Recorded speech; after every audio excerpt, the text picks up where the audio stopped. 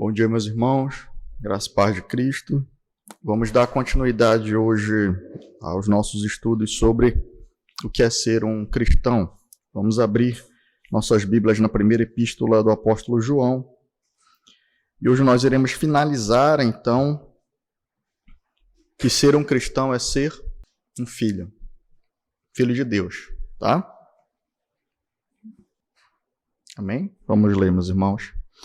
Vejam que grande amor o Pai nos tem concedido a ponto de sermos chamados filhos de Deus.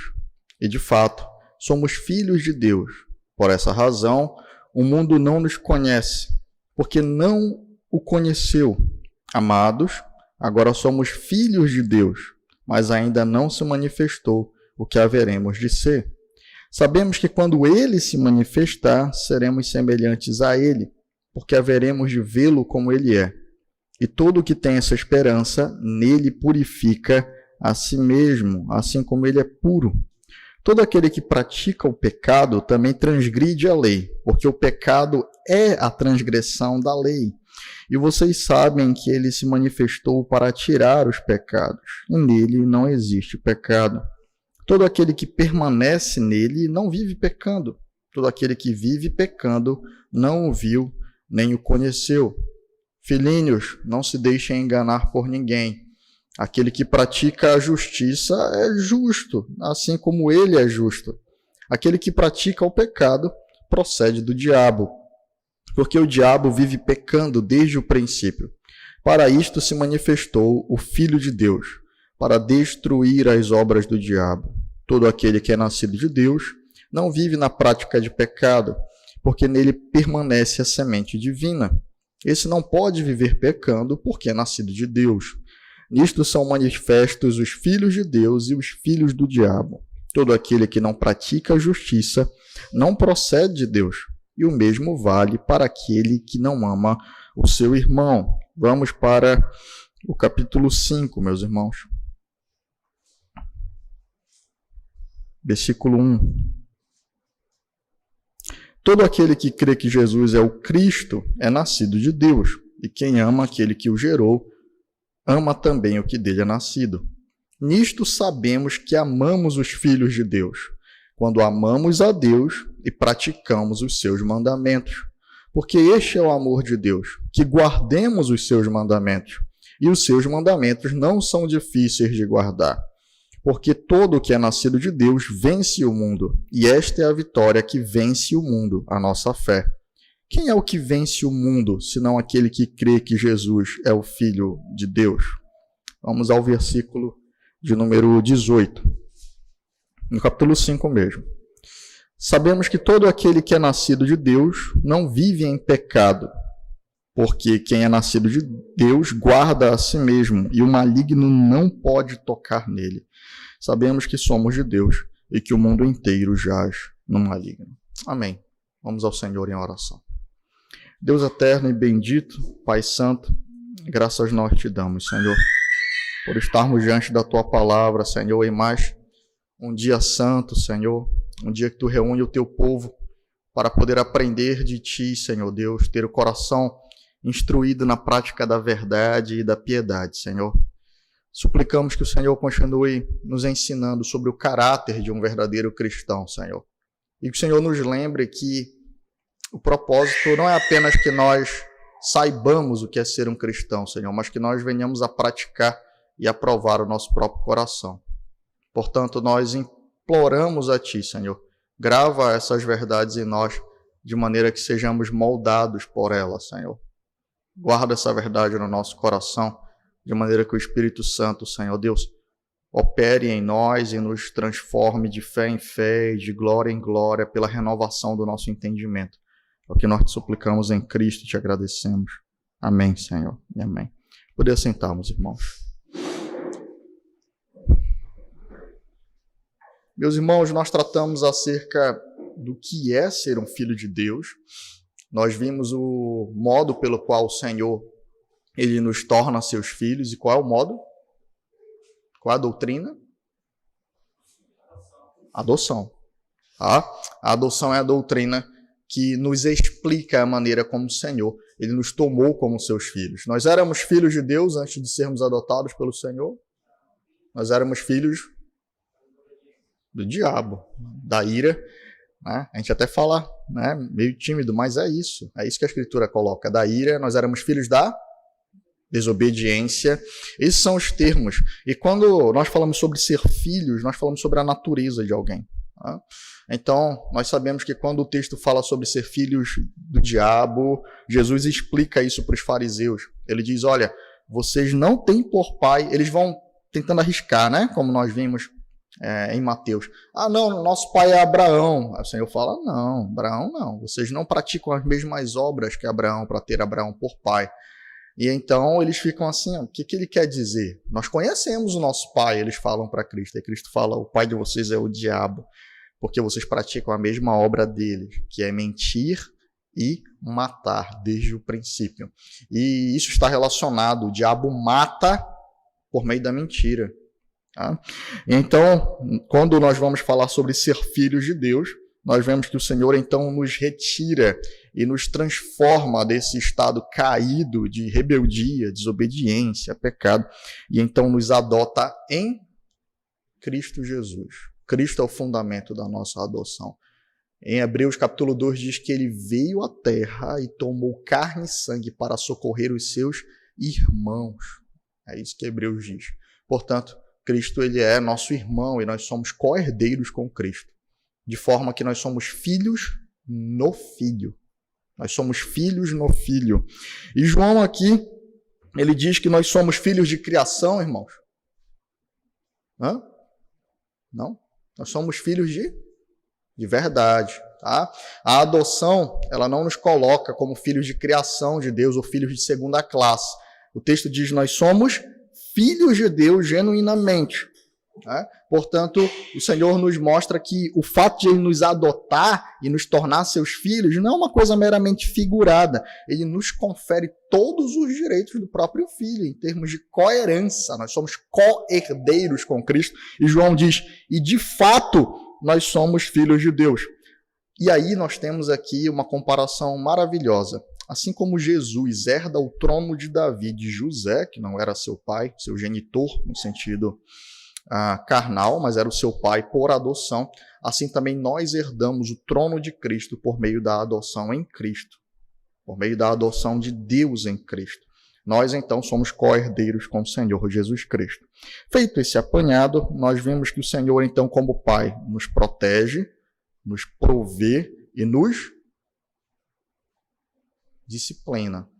Não se esqueçam, estar sem disciplina é ser tratado como um bastardo. A disciplina é sinônimo de amor. É isso que a Escritura coloca desde o Antigo Testamento. O Senhor disciplina quem ama e açoita a todo aquele que quer bem.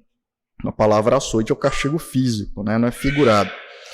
Uma coisa importante, então, meus irmãos, após nós vermos os benefícios da adoção, nós vamos olhar, então, para 1 João e finalizar, então, os termos dos benefícios, mas também olharmos para a prova de que nós nascemos de novo. Amém? João, então, diz no versículo 1 do capítulo 3, vejam que grande amor o Pai nos tem concedido a ponto de sermos chamados filhos de Deus. E, de fato, somos filhos de Deus. Por essa razão, o mundo não nos conhece, porque não o conheceu. Amados, agora somos filhos de Deus, mas ainda não se manifestou o que haveremos de ser. Sabemos que quando ele se manifestar, seremos semelhantes a ele, porque haveremos de vê-lo como ele é. O último princípio de adoção que nós vimos, meus irmãos, no domingo passado, foi que o Senhor nos adotou com o propósito de nós sermos a imagem do Filho dele. E João inicia o capítulo falando exatamente isso, e dizendo, irmãos, nós somos filhos de Deus, mas ainda nós não temos a menor ideia de como nós seremos plenamente no final. E aí ele diz, sabe como nós seremos? Exatamente como o Filho de Deus, o Senhor Jesus Cristo.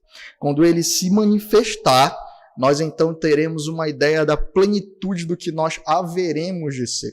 E por que João está dizendo isso aqui?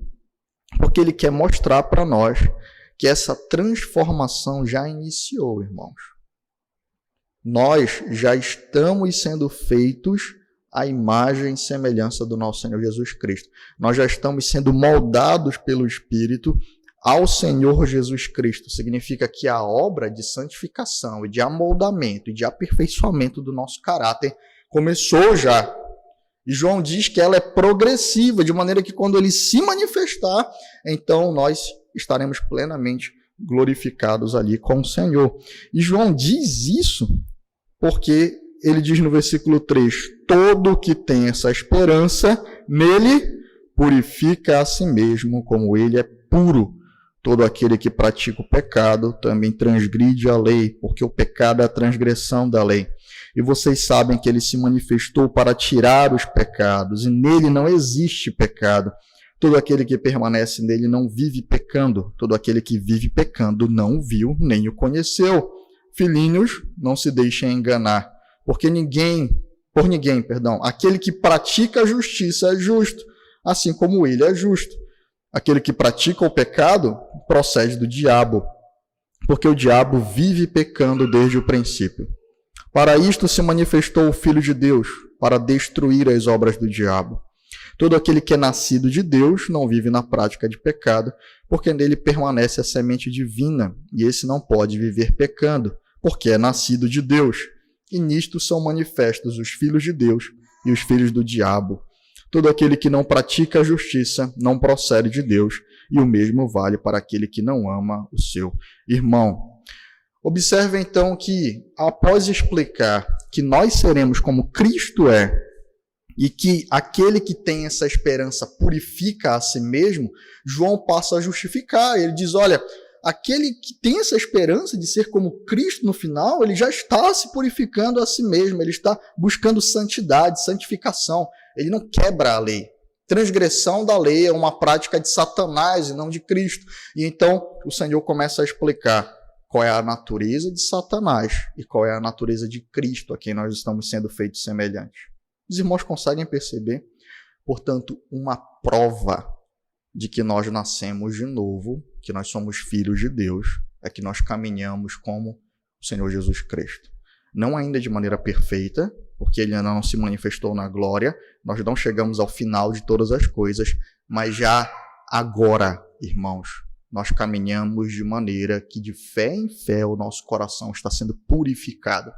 E observem que a doutrina da santificação está alicerçada em Cristo e no Espírito Santo, mas que há uma chamada à nossa responsabilidade pessoal. Purifica a si mesmo, ou seja, aquele que nasceu de Deus está se purificando a si mesmo, ou tem como objetivo e meta, e esforço e dedicação esse progresso na piedade, como Paulo diz, esmurrar o próprio corpo, combater o pecado, fazer guerra àquele mal interior que habita em nós, de maneira que Cristo seja mais revelado na nossa vida e o pecado mais mortificado no poder do Espírito Santo. Por que João está falando isso aqui, irmãos? Porque havia algumas pessoas trazendo grave problema para igrejas da Ásia. E essas pessoas eram muito agradáveis. E nós já falamos sobre isso. Ser agradável não é sinônimo de conversão, irmãos. Ser agradável não é sinônimo de conversão. João, então, oferece provas práticas. E olha só a lógica que ele aplica para a gente. E nossa cabeça, meus irmãos, foi afetada tanto pelo pecado que a gente fica tentando justificar algumas coisas. Versículo 7. Filhinhos, não se deixem enganar por ninguém. Aquele que pratica a justiça é justo. A lógica é simples. Ele fala assim, irmãos, por que vocês estão com dúvida se essas pessoas são crentes ou não? Por que vocês têm dúvida se essas pessoas são boas ou não? A lógica é simples. O que é um justo? Aquele que pratica a justiça. João vai para a parte prática, para a parte concreta da coisa. Ele diz, olha, quem pratica a justiça é justo, quem não pratica a justiça não é justo.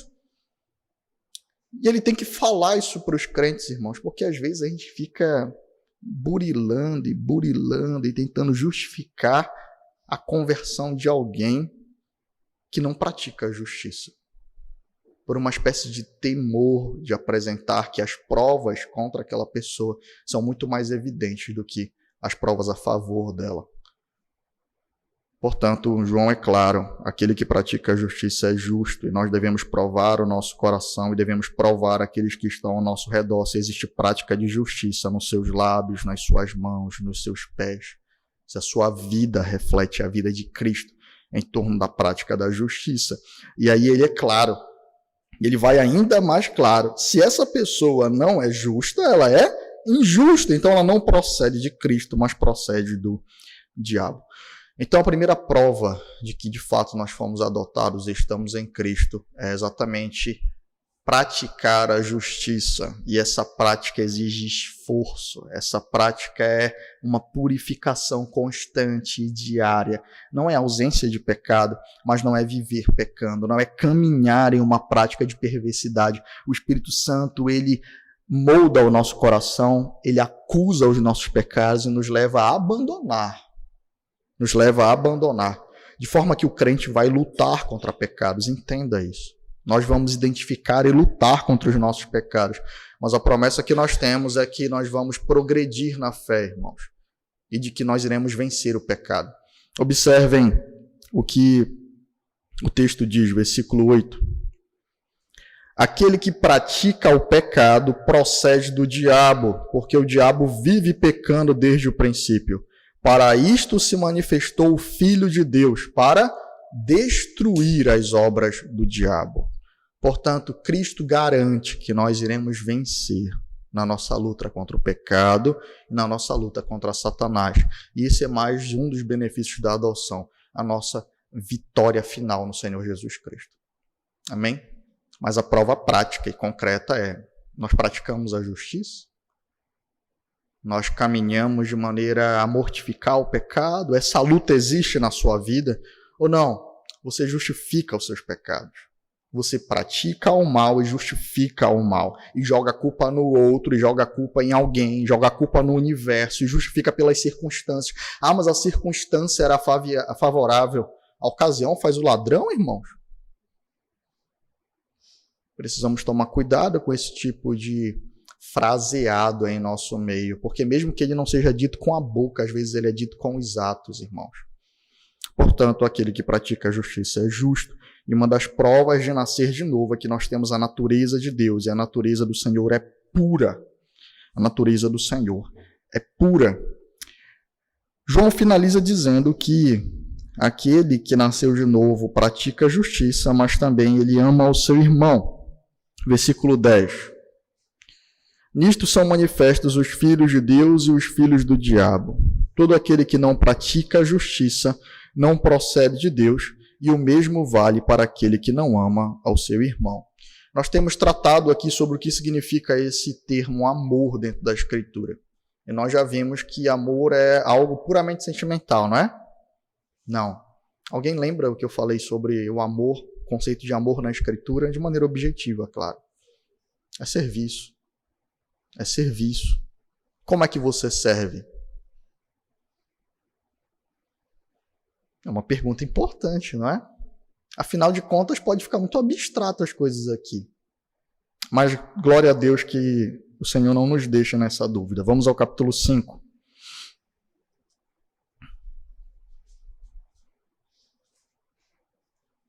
Vamos do versículo 19 do capítulo 4, para poder pegar o fluxo de ideia, já que a gente vai dar um pulo aqui, né? Versículo 19 do capítulo 4. Nós amamos porque ele nos amou primeiro. Se alguém disser, amo a Deus, mas odiar o seu irmão, esse é mentiroso, pois quem não ama o seu irmão a quem vê, não pode amar a Deus a quem não vê.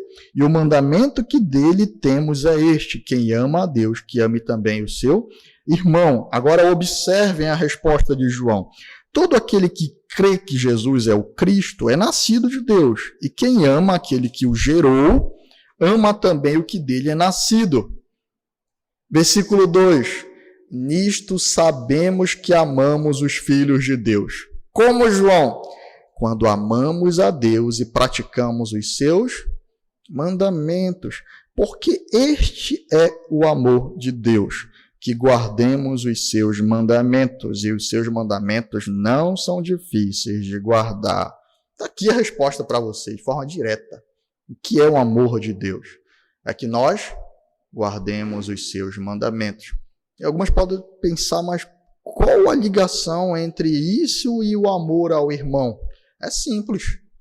Os 10 mandamentos, meus irmãos, eles podem ser didaticamente divididos em objetos que são diretamente direcionados ao Senhor e mandamentos que, por meio de Deus, são direcionados ao nosso próximo.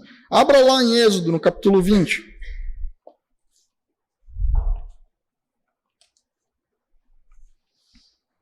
E aqui nós temos suprassumo da lei, né? Por assim dizer. Êxodo capítulo 20.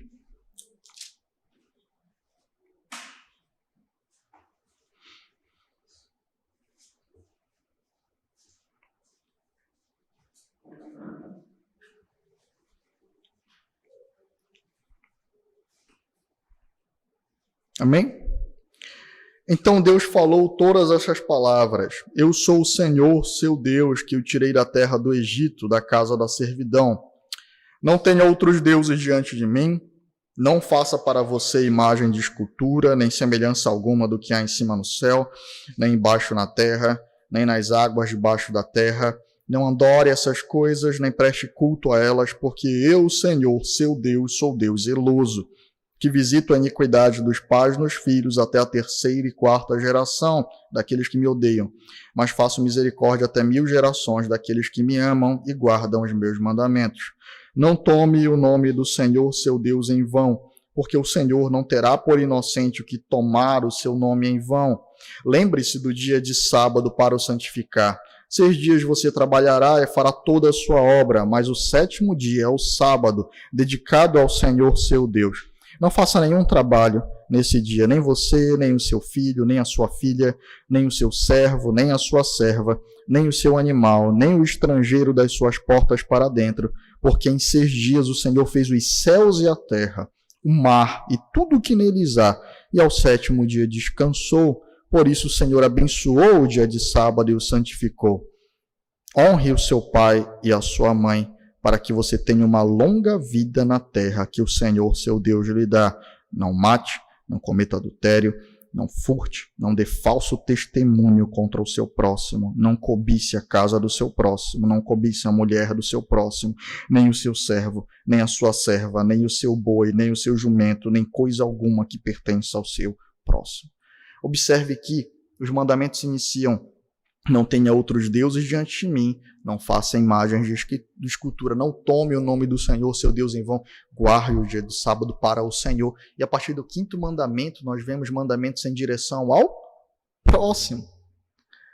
Honra o teu pai e a tua mãe, não mate, não cometa adultério, não furte, não dê falso testemunho contra o próximo, não cobice as coisas do próximo. Observem como a lei, é por isso que Cristo diz que 2 mandamentos sustentam a lei: amarás ao teu Deus de cima de todas as coisas e ao teu próximo. Por isso, meus irmãos, sabe como é que você demonstra amor ao seu próximo? Guardando os mandamentos do Senhor. Quando você age para com o seu próximo, de acordo com o que o Senhor determina na Escritura, você está amando o seu próximo. Portanto, não é subjetivo a maneira como nós amamos e servimos. Nós servimos ao próximo por meio da obediência a Deus. Se nós não nos relacionamos com o nosso próximo de acordo com o que o Senhor estabeleceu na Escritura, qualquer conceito de amor é falso. Se não há para com o próximo respeito aos mandamentos do Senhor e um serviço de acordo com o que o Senhor determinou na Escritura, esse amor ele é falso. E é por isso que João ele está ecoando algumas palavras do Evangelho. E você lembra que quando Jesus Cristo, na hora que foi perguntado sobre quais são os mandamentos, no que se resume os mandamentos, ele responde: amar a Deus e ao próximo, e nisso consiste toda a lei e os profetas. E a gente escuta isso ecoando nessa passagem, porque João diz: nisto sabemos que amamos os filhos de Deus. 1 João 5:2. Quando amamos a Deus, e aí o que é que vem na sua cabeça? Se você não conhece isso, o restante? E amamos o próximo. Mas olha o que ele diz. Nisto sabemos que amamos os filhos de Deus, quando amamos a Deus e praticamos os seus mandamentos. Isso é intencional. João está mostrando que é exatamente a maneira pela qual nós amamos a Deus e amamos o próximo. E nós cumprimos, então, os 2 mandamentos. É por meio da obediência à palavra do Senhor, irmãos. É prático. Não foi dado a você escolher. A forma de amor que você quer manifestar ao seu próximo é serviço, é mandamento. Não foi dado a você dizer, não, olha, eu faço isso contra ele, mas eu amo ele. Mentira, você é mentiroso, é isso que João diz. Portanto, João está apresentando para a igreja maneiras práticas de comprovar essas coisas. Porque pessoas más têm um discurso extremamente leve, agradável e sentimental. Isso estava acontecendo lá. Por isso que João tem que dizer claramente, irmãos, prestem atenção, quem ama a Deus mantém puro a si mesmo, porque aquelas pessoas diziam amar a Deus, mas andavam em todo tipo de pecado. Quem ama a Deus ama o seu próximo. Mas João, eles dizem que nos amam, mas eles guardam os mandamentos em prol de vocês? Eles obedecem ao Senhor? João, mas eles dizem que tem intimidade com o Senhor. Em Deus não há trevas. João, então, está explicando na epístola testemunhos e provas para que as igrejas da Ásia, então, entendam quem é que está aproximando e se cercando deles. Isso para nós mesmos também. Para o nosso próprio coração. Portanto, irmãos, como é que nós temos nos relacionados com Deus e com o próximo? Será que nós temos dado falso testemunho dos nossos próximos? Será que nós temos cobiçado as coisas do nosso próximo? Será que há dolo no nosso coração em termos de ódio, de furto, de adultério? Portanto, observem como os mandamentos protegem a nossa mente e o nosso coração de afrontar ao Senhor e, por meio dessa submissão a Deus, desse constrangimento do coração por ter nascido dele, automaticamente o nosso amor a Deus ele se manifesta em amor ao próximo. Porque consiste em obedecer os mandamentos do Senhor. Então, se a minha alma está constrangida a viver segundo a vontade de Deus, inevitavelmente, a consequência lógica disso é que eu irei servir e amar o próximo. Deu para entender, irmãos? O constrangimento de amor ao Senhor nos conduz a essa prática de serviço ao nosso próximo. Portanto, aqui nós temos uma outra prova, a prova do amor a Deus e ao próximo. E essa prova se resume em qual palavra? Obediência, serviço. Tá? Obediência, submissão à palavra do Senhor, guarda dos mandamentos. Por fim, nós temos então a pureza. Nós vemos que essa pureza ela não é mística, como aqueles homens alegavam, que eles eram pessoas que tinham um bom relacionamento com Deus, mas andavam em pureza. Essa purificação, esse esforço diário, essa guerra contra o pecado se manifesta por meio da obediência aos mandamentos. Caso contrário, não tem guerra nenhuma, é mentira. Mas nós vamos lá para o versículo 12 agora, do capítulo 5.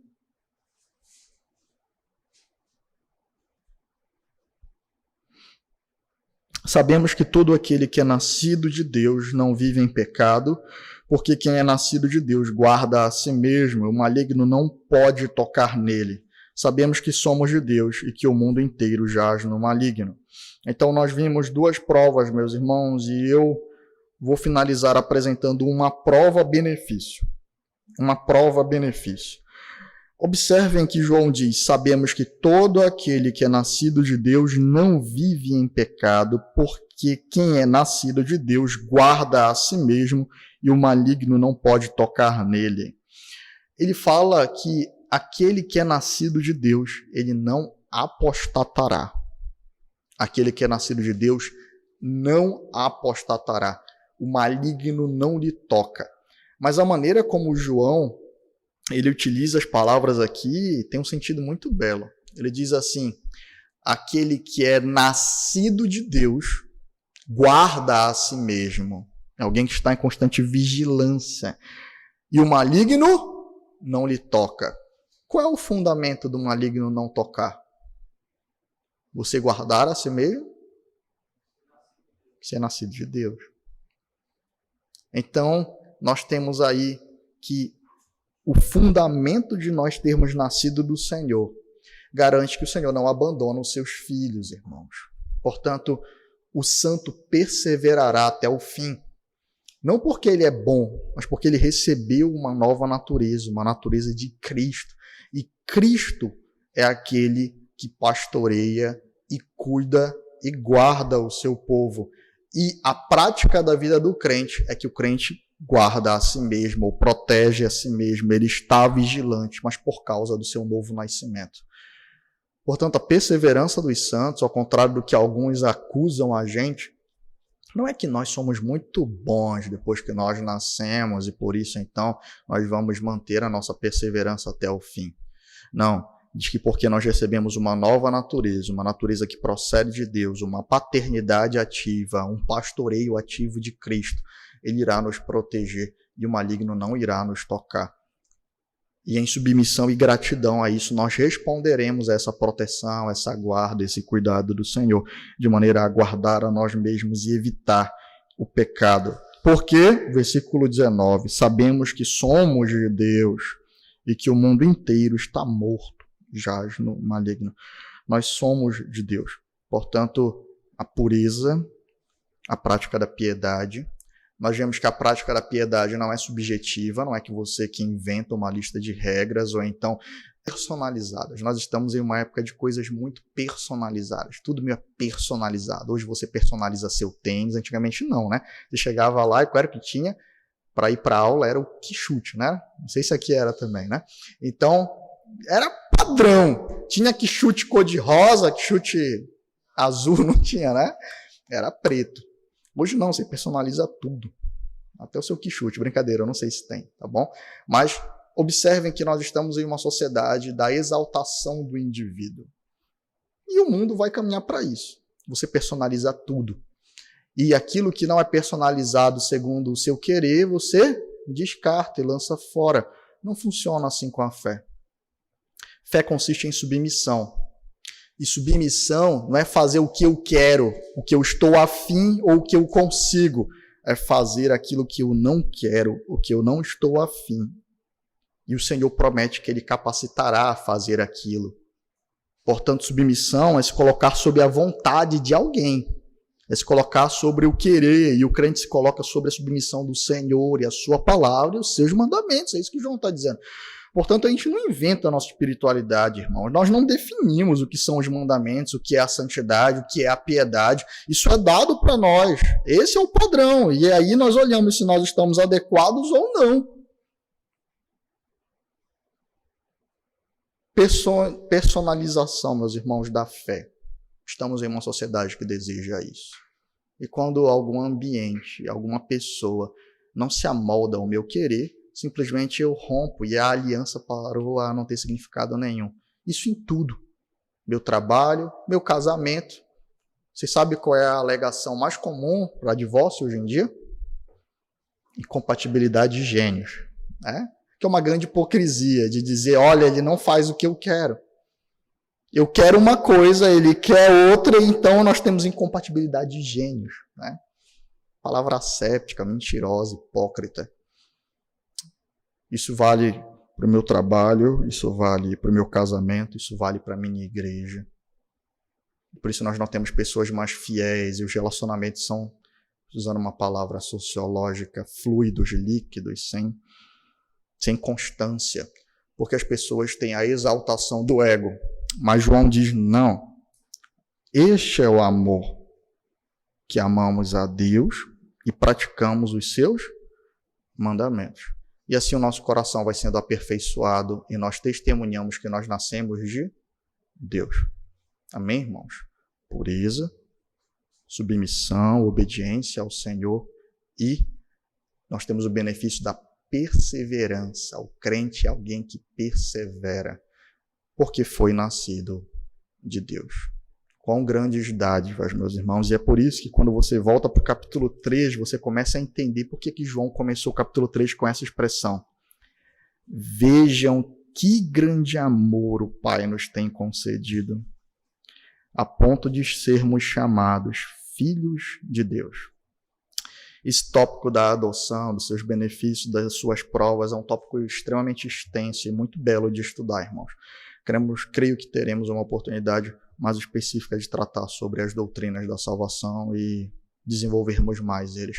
Mas por hora, nós finalizamos então que ser um cristão é ser um filho de Deus.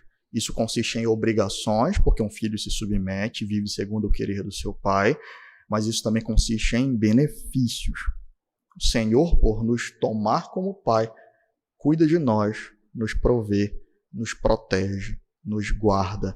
Nós podemos clamar a Ele, Abba, Pai. Nós encontramos no Senhor um Deus favorável a nós e que opera para que a nossa natureza seja conformada à imagem do seu próprio Filho, de maneira imaculada. Essa é a promessa que nós temos, então, a nossa esperança, e quem tem essa esperança purifica a si mesmo.